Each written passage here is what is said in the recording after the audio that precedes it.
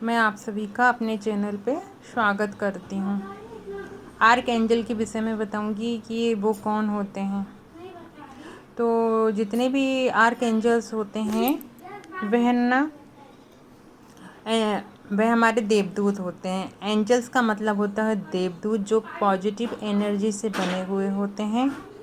उनके पास शरीर ना होने की वजह से वो हमें दिखाई नहीं देते, लेकिन उनकी पॉजिटिव ऑरा से अगर हम एक बार जुड़ जाते हैं तो फिर वो हमारी हर तरह से मदद करते हैं। उसी के विरुद्ध में डेविल होते हैं, जिनकी निगेटिव वाइब्रेशन से वो हमें दुख देते हैं या हमारी आत्मा का शोषण करते हैं या हमें तकलीफ़ देकर हमें अपना शिकार बनाकर अपनी पूर्ति करते हैं।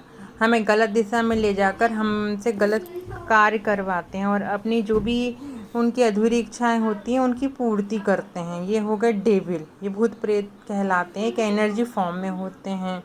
उनके पास भी शरीर नहीं होता। वे अपनी निगेटिव वाइब्रेशन से हम पर अटैक करते हैं, लेकिन एंजल इस बिल्कुल इनके ना विरुद्ध होते हैं, अलग होते हैं, जो कि हमारे सारे अच्छे काम करते हैं। एक ना प्योर एनर्जी है, जो कि अभी तक उन्होंने कभी जन्म नहीं लिया होता, वो धरती पे आई हुई नहीं होती। वो एक ऐसी एनर्जी है जिन्होंने धरती आई नहीं हुई होती हैं, उनका जन्म नहीं हुआ होता। एकदम प्योर, जो कि भगवान के एकदम क्लोज होती हैं, वो होते हैं एंजल्स, जो हमारी हमेशा हेल्प करते हैं।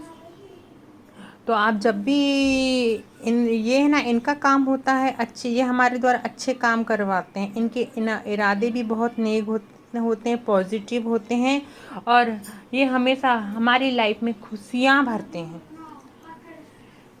और ये है ना, इनका कोई भी, ये ना, जब तक अपन इनको फ्री विल नहीं देते, ये अपनी लाइफ में इंटरफेयर नहीं करते हैं। जब तक आप इनको इन्वोक नहीं करेंगे, ये अपनी लाइफ में कभी भी इस तरीके से नहीं आते जब तक आप इनको बुलाएं ना। ये क्योंकि एकदम प्योर एनर्जी होती है।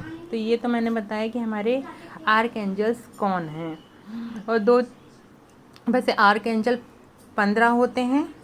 Arc angel Michael, archangel Zadkiel, archangel Uriel, archangel Gabriel, archangel Jophiel, archangel Raphael, archangel Metatron, archangel Chamuel, archangel Ariel, archangel Raziel, archangel Haniel. इस तरह से ना 15 angels होते हैं, जिनके अलग अलग है ना वर्क होते हैं। और ये हमारे 7 चक्रास पे भी इनके द्वारा हम अपने 7 चक्रास को भी बैलेंस कर सकते हैं। बाकी मैं आपको नेक्स्ट पार्ट में बताऊंगी कि ये कौन से एंजल्स को बुलाने से आपकी कौन सी प्रॉब्लम सॉल्व हो। इनको मदद के लिए कैसे बुला सकते हैं? तो मदद के लिए आर्क एंजल से पूछना बहुत सरल है। आपको कुछ कहने या करने की ज़रूरत नहीं है। आपको सही या गलत सोचने की भी यहाँ पर चिंता करने की ज़रूरत नहीं होती है। केवल आपको इनको है ना इन्वोक करके बुलाना होता है, सच्चे मन से, सच्ची श्रद्धा से, तो ये तुरंत ही हाजिर हो जाते हैं। हाँ, और केवल आपको उनसे कुछ बातें कहना है कि हे आर्क एंजल, कृपया मेरी मदद करें। मैं भ्रमित हूँ, मुझे नहीं पता कि मुझे क्या करना है। कृपया मुझे मार्ग दिखाओ। मेरे लिए किस दिशा में जाना उचित है? जब आप प्रत्येक आर्क एंजल और उनकी विशेष शक्तियों को जानने लगते हैं तो आपकी समस्याएं भी धीरे धीरे ख़त्म करने लगते हैं। तो उनको हमें, और उसके बाद होता है क्या है कि वो आपको गाइड करने लगते हैं। आप उनको जब भी है ना अपनी प्रॉब्लम में उनको बुलाएंगे तो वह गाइड करने लगते हैं। और आप कभी ऐसा ना सोचें कि ये सारी मैं जो भी उनसे बात कहती हूँ ये सही या गलत है। वो अपने तरीके से, क्योंकि वो हमेशा नेगेटिव ऊर्जा को आप जैसा इन्वोक करेंगे वो उसी को ही समझते हैं।